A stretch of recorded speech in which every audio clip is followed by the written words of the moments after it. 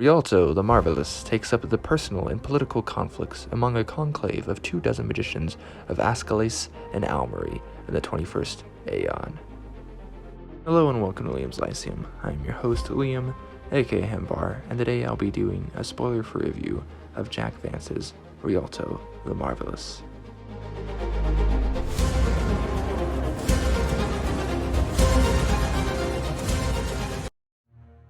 Okay, hello and welcome everyone. This is going to be maybe a slightly different review as I'm just thinking about Rhialto the Marvelous, which is the fourth and final Dying Earth book by Jack Vance. Now, don't worry, this does not contain spoilers for any of the previous books, as this one is essentially unrelated to those. If you have read those books, you'll know, or even if you haven't, that the first book, The Dying Earth, is essentially a fix-up novel of a bunch of short stories. It's not really even much of a novel, and some are slightly connected. And then books 2 and 3 are about the same figure of Kugel, and book 4 is, well, about Rhialto the Marvelous. It is a fix-up novel containing 3 stories, the second one being by far the largest, and I would say the first one's probably the shortest. And now, I'll go over briefly these stories. Like story 1, for example, is, well, it introduces all the wizards. There's about 2 dozen. And they have a traveler, time travelers, actually 2, from the 18th Aeon, the Mirth, as well as a man, as there was a war in the 18th Aeon against the sexes, basically. There was a battle of the sexes. And so the Mirth has come to the 21st Aeon to turn all men into women, essentially. And so it's actually up to Rhialto and one other who doesn't get affected by this, well, femininity. It's really actually quite absurd, as you can tell. So that's essentially what that story is about. Story 2 is essentially a wild goose chase through time, as Rhialto, basically, people don't like him because he's, I guess mostly because of his vanity is what they say. He's a little proud. He's also very capable, though, so I can see why he's not liked by his associates.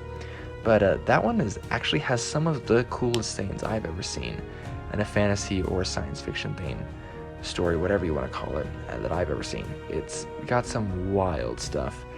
Just like, I don't even know how to say this. It's like, oh, okay, well, this magical artifact ended up here, so let me go into the future 1,000,000 years, so this thing is gone, and so it's easy for me to retrieve, type of thing, like stuff going on.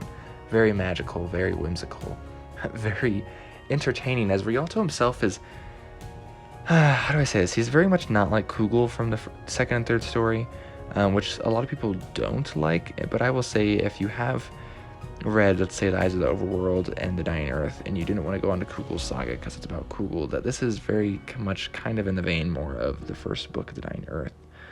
And Rhialto is not really a bad guy. He's definitely not a paragon of society, but most people in this far future seem to be weird, seem to be awfully very selfish, but they're not very relatable in a lot of senses.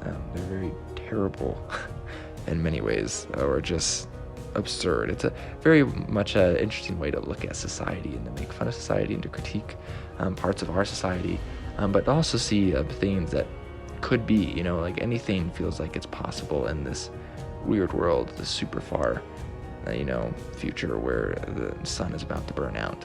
It's very, very, very interesting. Anyways, before I get too sidetracked, story 3 actually was previously published, I believe, in the 60s, when this book came out in the 87, so about 20 years before that.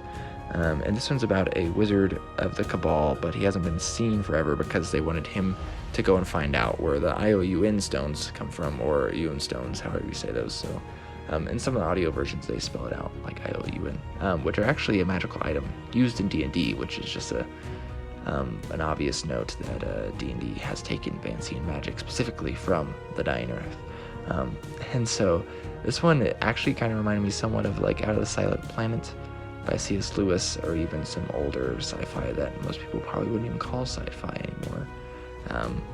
Whimsical and more fantasy elements, which I don't think that doesn't deserve the label of sci-fi, but maybe I imagine some people do.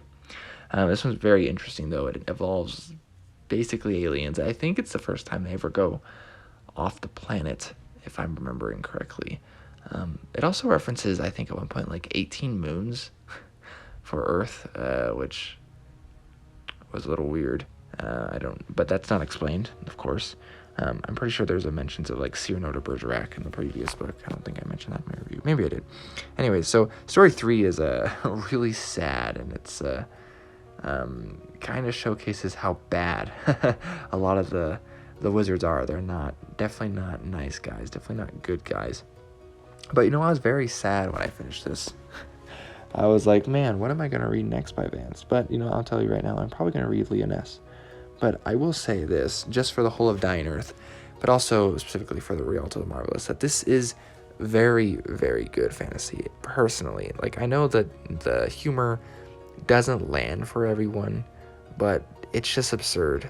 And I think it works very well, honestly. I think I'm sad that I didn't finish it sooner, I put it that way. I think it's very impressive. And I definitely do plan on reading more Vance, as I feel like I deserve it, because I deserve to read good books. But Vance, rest in peace, deserves to be appreciated too, still. So, anyways, this has been Liam Williams Lyceum. Thanks for listening to my ramblings. I know this one is very rambly compared to some, but I will catch you next time.